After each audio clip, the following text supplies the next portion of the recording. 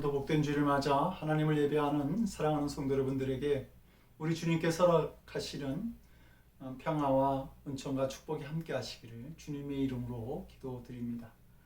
지난 주일 정말 오랜만에 성도들과 함께 모여서 예배를 드렸습니다. 김범식 권사님 식당 개업 예배를 주일 예배 시간에 맞춰서 이렇게 성도들과 함께 예배를 드렸는데 정말 기쁨이 참 컸습니다. 그 전쟁의 포화를 뚫고 모인 그런 용사들처럼 우리 성도들의 얼굴이 그렇게 귀하고 반가울 수가 없었습니다. 또 하나의 그 기뻤던 일은 김범식 권사님과 한강현 집사님의 모습을 보는 일이었습니다. 뭔가 좋은 일을 만난 사람처럼 항상 싱글벙글하면서 우리들을 맞아주시고 이야기를 해주셨는데요. 어떻게 보면 많은 가게가 문을 닫는 이 코로나 상황에서, 그리고 이 분야에 그렇게 전문적이시지도 않고 또 오랫동안 쉬었던 식당을 인수해서 하시는 일이라 마음의 두려움과 염려를 가지실 만도 한데, 오히려 그것보다는 성공하리라고 하는 확신을 가지시고 분전까지 생각하는 걸 보면서 그 확신이 제 마음속에 들어오는 것 같은 그런 기쁨이 있었습니다. 성공을 확신한다라고 하는 것은 미래를 미리 보는 것이죠. 그 확신 속에 미래에 대한 성공을 보고 있는 것입니다. 무엇을 본다고 하는 것이 좋은 결과를 가져올 수도 있고 나쁜 결과를 가져올 수도 있을 것입니다. 견물생심이라고 하는 말처럼 우리가 무엇을 볼 때 우리의 어떤 마음이 생겨나기 때문이죠. 하하가 선악과를 보았을 때에 그의 마음속에 죄가 생겨나지 않습니까? 그리고 그것이 인류를 비극으로 몰아넣었습니다. 근데 만약에 하하가 그때 하나님을 바라볼 수 있었다라고 한다면 그 죄악을 이길 힘을 얻게 되었을 것입니다. 하나님을 보는 눈은 우리의 능력이고 힘이 되기 때문입니다. 아브라함은 하나님을 본 후에 축복의 근원이 되었고, 야곱은 야복강가에서 하나님을 배운 후에 그의 생명을 보장받습니다. 모세가 호렙산에서 하나님을 만난 후에 이스라엘 민족의 위대한 지도자가 되었고, 이사야는 성전에서 하나님을 뵌 후에 그 민족을, 이스라엘 민족을 회개시키는 선지자가 될 수 있었던 것이죠. 베드로는 갈릴리 바닷가에서 부활하신 예수님을 만나고 난 다음에 단순한 그 예수님의 제자의 자리에서 초대교회의 많은 영혼들을 책임지는 그 사도의 자리로 나아갈 수 있었고, 그리고 사도 요한은 밤모섬에서 그 주님을 만난 후에 그 위대한 말씀인 요한계시록을 기록하고 있었던 것을 우리는 압니다. 그래서 예수님께서는 오늘 본문에서 하나님을 보는 자가 복된 자다, 그렇게 우리에게 말씀해 주시고 있는 것이죠. 예수님은 본문에서 우리가 하나님을 보는 자가 되기 위해서는 마음이 청결한 자가 되어야 된다라고 이렇게 말씀해 주고 있습니다. 우리가 깨끗해야 될 부분들이 여러 가지가 있지만 무엇보다도 우리의 마음이 깨끗해야 된다라고 예수님 말씀하시고 있는 것이죠. 마음은 우리의 인격이 담겨져 있는 것입니다. 우리의 감정과 의지와 지성이 모여 있는 것입니다. 그래서 잠언 23장 7절은 대저 그 마음이 생각이 없다면 그 위인도 그러하다, 이렇게 말하고 있죠. 우리의 마음에서 우리의 말과 행동과 삶의 태도들이 나오는 것입니다. 마음에 선한 것을 쌓으면 우리의 입에서도 선한 것이 나올 것이고, 마음에 악한 것을 쌓으면 우리의 입에서도 악한 것, 우리의 삶의 모습에서도 악한 행동들이 나타날 것입니다. 많은 사람들이 자신의 삶에 어려운 일들이 생기면 그것을 환경의 탓으로 돌리면서 환경을 바꾸면 모든 문제가 해결될 거야, 이렇게 생각을 하는데, 근데 그것은 잘못 생각하고 있는 것입니다. 마음이 문제인 것이죠.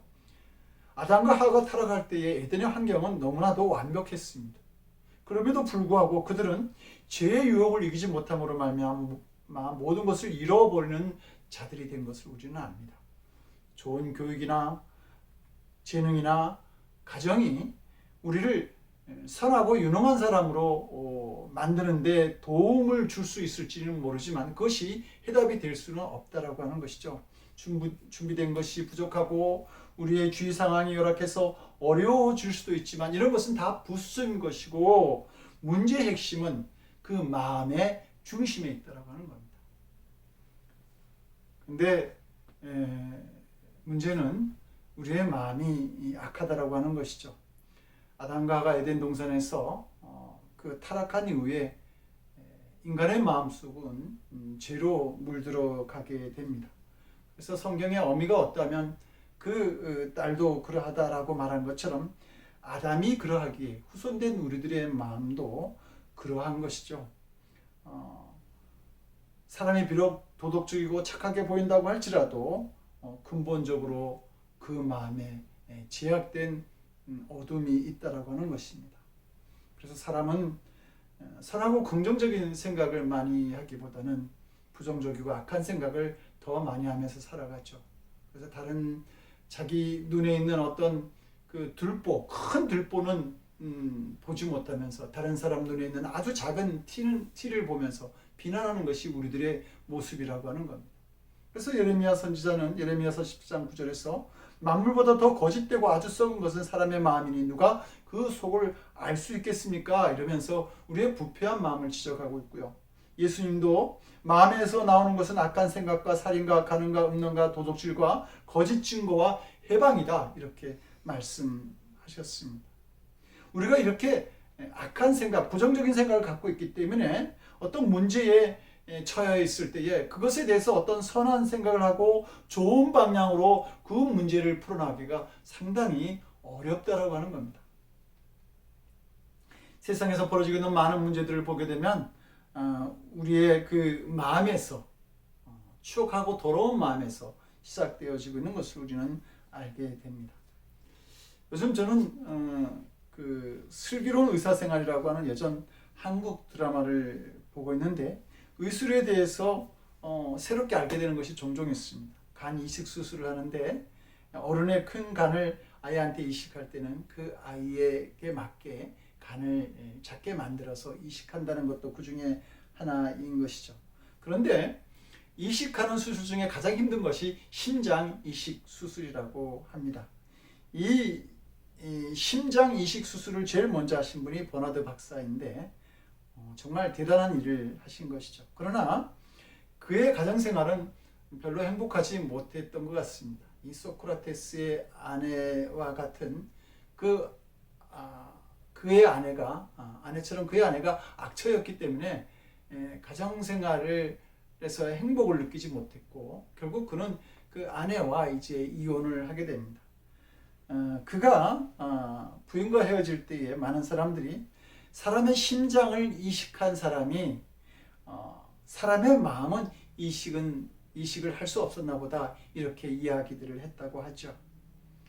우리 스스로 오염된 마음을 바꾸거나 깨끗하게 할 수는 없는 것입니다. 그래서 예레미야도 구스인이 피부를 표범이 그 반점을 변하게 할 수 있느냐? 라고 그렇게 묻습니다. 흑인이 피부를 희게 할 수 있겠습니까? 표범이 자기의 반점을 다르게 바꿀 수 없다라고 하는 것입니다. 마찬가지로 우리의 죄도 우리 스스로 없앨 수 없다라고 그렇게 성경은 말하고 있는 것이죠. 기독교 철학자 키에르케고르는 평생 동안 독신으로 살았습니다. 그러다 보니까 창녀들의 유혹을 자주 받았고 한 번은 그 마음에 드는 창녀를 보면서 마음의 고통을 받게 됩니다. 창녀에게 마음을 빼앗기면 자기가 어려워진다는 것을 알면서도 자꾸 마음이 끓이자 어떻게 할 수 없어서 고통을 당하다가 결국 일기장에 그는 이렇게 쓰게 됩니다. 마음의 깨끗함, 진정한 마음의 깨끗함은 오직 한 가지 목적에 몰두하는 데 있습니다. 하나님께 속한 거룩한 목적에 내가 몰두할 때에 나는 내 마음이 깨끗해지는 것을 느낍니다. 하나님을 보고자 하는 거룩한 열망, 그리고 거룩하신 하나님 앞으로 나아가고자 하는 그 거룩한 열망, 그 가슴으로 불타게 될 때에 마음이 더러워질 틈이 없다라고 그는 그렇게 말한 것이죠. 하나님은 우리의 그 죄를 미워하십니다. 얼마나 미워하셨으면 우리가 죄로부터 깨끗한 자들이 되기를 원하셔서 그 하나밖에 없는 독생자를 이 땅에 보내셨겠습니까? 그리고 그 독생자를 십자가의 희생제물로 드리시고 그 흘리신 보혈로 우리를 깨끗하게 하시고 우리를 구원하신 것이죠. 그러므로 요한 1서 1장 7절은 그 아들 예수의 피가 우리를 모든 죄에서 깨끗하게 하실 것이다 이렇게 증거합니다. 더러워진 그 죄로 인해서 더러워진 우리의 마음을 깨끗하게 하실 분은 오직 자기의 몸을 들이신 하나님의 아들 예수님밖에 없다라고 하는 것이죠. 그리고 우리는 우리의 마음을 깨끗하게 하시는 그 예수님을 통해서 우리가 하나님을 보게 되는 것입니다. 예수님이 제자들과 마지막 만찬을 하시게 될 때에 빌립이 주여 아버지를 우리에게 보여주시옵소서라고 이렇게 예수님께 요청하죠. 아마 이 빌립의 바람은 우리 모두의 마음일 수도 있을 것입니다. 힘들고 어려운 상황에 있을 때, 믿음의 해가 일어날 때 하나님은 어디에 계시는가? 우리 이렇게 자연스럽게 묻게 되지 않습니까? 그런데 이런 빌립의 질문에 대해서 예수님은 나를 본 자는 아버지를 보았다 이렇게 말씀해 주시죠. 그러면서 내가 아버지 안에 가고 아버지는 내 안에 계신 것을 내가 믿지 아니하느냐? 내가 너희에게 이르는 말은 스스로 하는 것이 아니라 아버지께서 내 안에 계셔서 그의 일을 하시는 것이다 이렇게 말씀합니다. 그러니까 예수님이 하나님 안에 계시고 하나님께서 예수님 안에 계셔서 그 예수님이 하시는 모든 일이 다 하나님께서 하시는 일이고 하나님을 드러내는 일이 된다라고 그렇게 말씀하신 것입니다. 사도 요한은 요한 1서 1장 1절에서 태초부터 있는 생명의 말씀에 관하여는 우리가 들은 바요 눈으로 본 바요 자세히 보고 우리의 손으로 만진 바다 이렇게 말합니다. 이 생명의 말씀은 하나님을 말하고 있는데 이 하나님을 듣고 눈으로 보았는데 그것도 아주 자세히 보고 또 우리의 손으로 만지는 그러한 경험을 했다라고 그렇게 말하고 있습니다. 말하자면 하나님과의 사귐이 있었던 것이죠. 그는 이렇게 말하면서 그 요한일서 1장 7절에서 빛 가운데서 하나님과 사귐이 있다 이렇게 말합니다.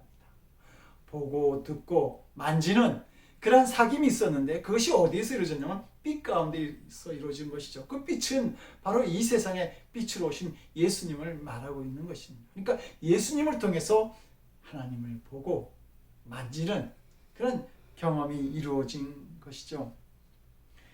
우리의 죄를 사하시기 위해서 이 땅에 오신 그 예수님이 우리에게 마음이 청결한 자가 되라 이렇게 말씀하고 있는데요. 이때 사용되어진 청결이란 말은 헬라어로 카다로스라고 하고 세탁하다, 순금, 알곡 등과 같은 의미를 가지고 있습니다. 순금이라고 하는 것은 불순물이 제거된 순수한 금을 말하는 것이고 세탁한다라고 하는 것도 흰 옷감에 다른 것이 섞이지 않거나 때가 묻혀지지 않는 그런 것을 말하는 것이죠. 그리고 농부가 곡식을 모을 때 쭉정이를 다 날려버리고 알곡만 모아놓은 그것을 청결하다 그렇게 또 말하는 것입니다. 오직 한 가지로 깨끗하여진 상태, 그 순수하고 깨끗하여진 것을 청결이라 이렇게 말한 것입니다. 우리 몸에 있는 눈은 하루에 25,000번 깜빡거린다고 하죠. 그리고 깜빡거리면서 그 눈물샘에서 나온 깨끗한 그 액체를 가지고 우리의 눈을 계속 씻어내는 것입니다. 그래서 작은 먼지라도 우리 눈에 하나도 남아있지 않게 되고 그리고 그 눈을 가지고 우리가 글도 읽고 사람도 보고 또 만물도 자연도 이렇게 보고 즐길 수 있는 것이죠.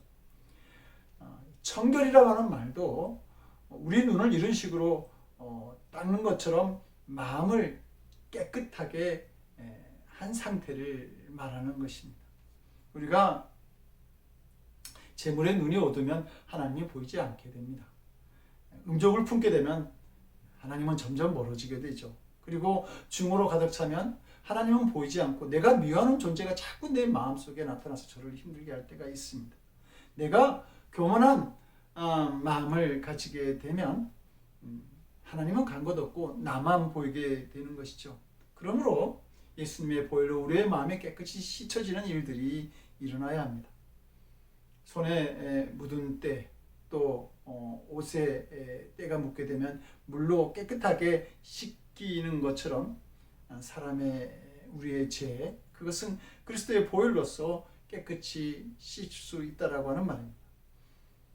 그러므로 청결한 마음을 위해서 예수 그리스도 이름으로 기도할 수 있는 성도가 될 수 있어야 되고 그리고 예수님의 이름으로 자기의 죄를 고백하는 그 자리로 나아가는 성도의 모습이 우리들에게 있어져야 할 것입니다.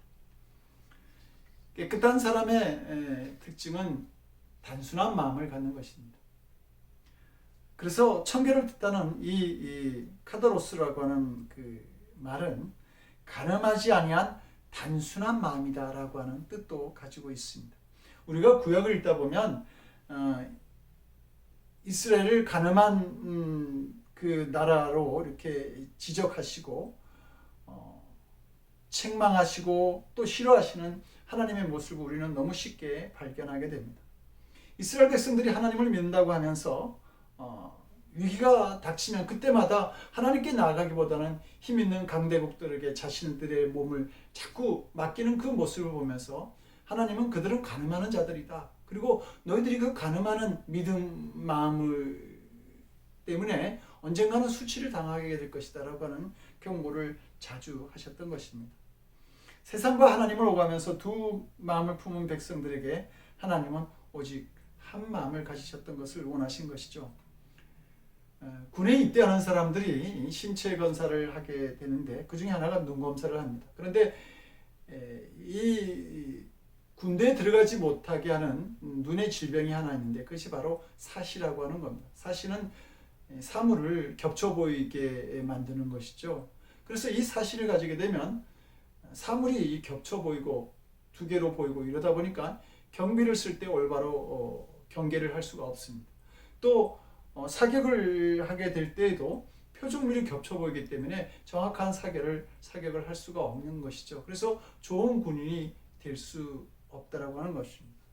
마찬가지로 두 마음을 이렇게 가지게 되면 좋은 성도가 될 수 없는 것입니다.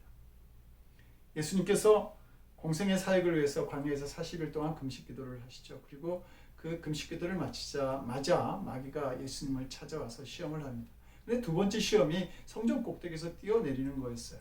그 성전 꼭대기에서 뛰어내리면 하나님께서 천사를 보내서 너를 이제 감싸 주실 것이다, 구해 주실 것이다. 그때 예수님이 하시는 말씀이 너희 하나님을 시험하지 말라 이렇게 말씀하시죠. 하나님이 우리의 요구에 무조건 응답하시는 것이 아니라 우리가 하나님의 말씀에 순종하는 믿음이 있어야 하는 것이죠. 그런데 우리는 하나님이 나의 요구에 무조건 응답해야 된다고 그런 마음으로 하나님을 시험할 때가 있는 것입니다. 믿음의 동기가 순수하지 못하다고 하는 말입니다. 순수한 마음으로 하나님 앞에 나아가지 못하고 이것저것 자꾸 재면서 그래서 믿음의 여러 가지 복선을 깔고 자신의 유익을 생각하면서 그렇게 신앙생활을 하고 있는 것이죠. 바로 이것이 하나님을 시험하는 자의 모습인 것입니다. 그래서 야고보는 두 마음을 품은 자들아 마음을 깨끗이 하라 이렇게 말합니다. 두 마음을 품는 것은 깨끗한 마음을 가진 자가 아닙니다.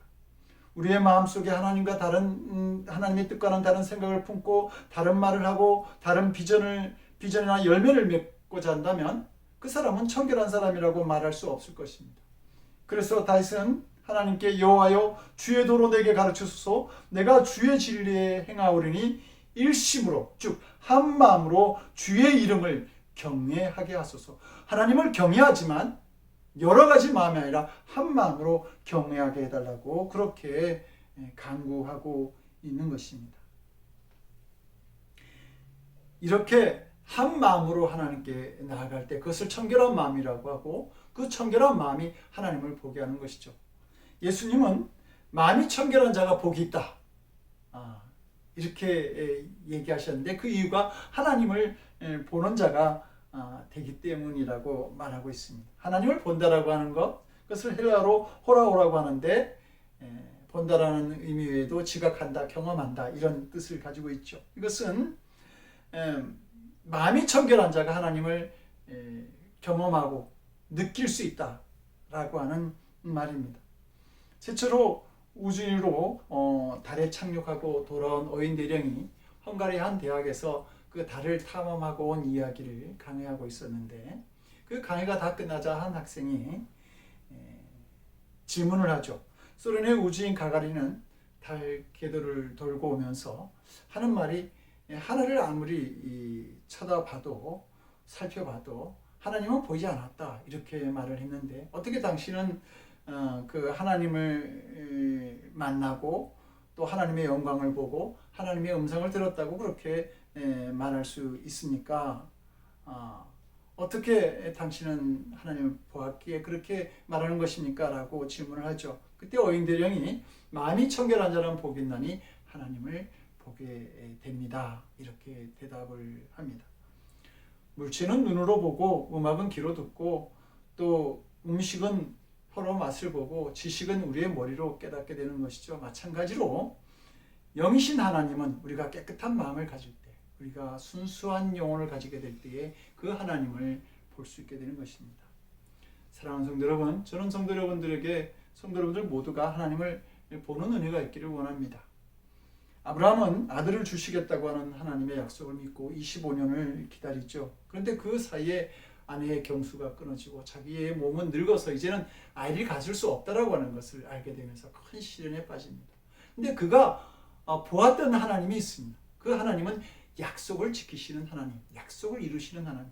그래서 로마서 4장 17절도 약속하신 그것을 능히 이루실 줄 아는 하나님이라고 그렇게 기록하고 있죠.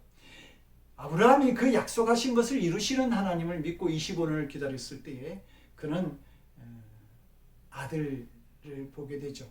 그리고 그 아들의 이름을 이삭, 내가 웃었다라고 하는 뜻으로 이름을 짓게 됩니다. 다윗이 본 하나님은 자신의 목자가 되시는 하나님이었습니다. 그래서 그는 자신을 실만한 물가로 인도하시고 사망의 음침한 골짜기에서 자신을 지키시고 원수의 목전에서 상을 베푸시는 그 하나님을 보고 있었던 것이죠. 그러므로 그가 사랑에게 쫓겨나고 피난처에서 죽을 고비를 넘기고 그리고 갈 곳이 없어서 광야 굴속에서 생활하는 고단한 삶을 살아가면서도 그가 나는 새벽을 깨우는 자가 되겠다라고 하는 자기의 비전을 노래하였던 것을 우리는 압니다. 욥은 고난 중에서도 자신과 함께 하시는 하나님을 보았습니다. 그래서 그가 그 고난 중에 고백하지 않습니까? 내가 죽게 되어 귀로 듣기만 하였사오나 이제는 눈으로 주를 봅니다. 하고 그 믿음의 고백을 하는 것이죠. 베드로는 자신을 위해서 천국을 준비하고 계시는 하나님을 보았습니다. 그래서 그가 감옥에 있을지라도 깊은 잠을 잘 수 있었던 것이고요. 바울은 언제나 자신을 부유하게 하시는 하나님을 보죠. 그래서 어느 형편에서든지 자족하고 그리고 아무것도 없는 자 같으나 모든 것을 가진 자의 삶을 그가 살아갑니다. 오직 주의 사랑에 매어라고 하는 그 복음성가의 주인공인 그 최추천 성도는 자신의 구원을 위해서 독생자까지도 아끼지 아니하시고 그 아들을 십자가의 희생제물로 들으신 하나님을 그가 보았습니다. 그래서 그는 자신의 학위와 명예와 어떤 지위, 재물 그걸 다 하나님께 드리고 오직 자신을 위해서 십자가를 지신 그 예수 그리스도의 복음을 전하다가 지하철에서 하나님께 부름을 받아간 것을 우리는 압니다. 사랑하는 성도 여러분, 여러분들은 지금 어떤 하나님을 보고 계시는지요? 어떤 모습의 하나님을 보고 계실지는 모르겠지만 우리 모두는 하나님을 볼 수 있는 성도가 되어야 합니다. 하나님을 보는 성도, 만나는 성도가 세상을 이길 수 있는 힘을 가지게 되는 것이죠. 초대교회 성도들이 믿음 때문에 많은 고난을 받게 되죠. 그런데 히브리서 11장 38절은 이런 성도에 대해서 이런 사람은 세상이 감당하지 못하느니라 이렇게 말합니다. 세상을 능히 이기는 성도들이 사람들이 되었다라고 하는 말입니다. 절망과 좌절, 불평하는 삶이 아니라 감사하고 기뻐하고 찬양하고 승리하는 삶을 그들이 살아가게 된 것이죠. 하나님을 바라보면서 살아가니까 이 세상도 천국으로 보여지는 것입니다. 우리 모두 청결한 마음으로 하나님을 보는 성도들이 되어서 이런 은혜의 삶, 복된 삶을 살아가는 성도들이 될 수 있기를 주님의 이름으로 간절히 축원드립니다. 기도하시겠습니다. 예수님의 보혈로 우리를 깨끗하게 하신 하나님, 이제 우리가 정결한 마음으로 날마다 우리 하나님을 보면서 살아가기를 원합니다. 연약한 우리의 심령을 도우셔서 날마다 세상을 이기고 천국의 기쁨을 가지고 복된 자의 삶을 살아갈 수 있는 저희들이 될 수 있도록 주여 우리에게 은총을 베풀어 주시옵소서.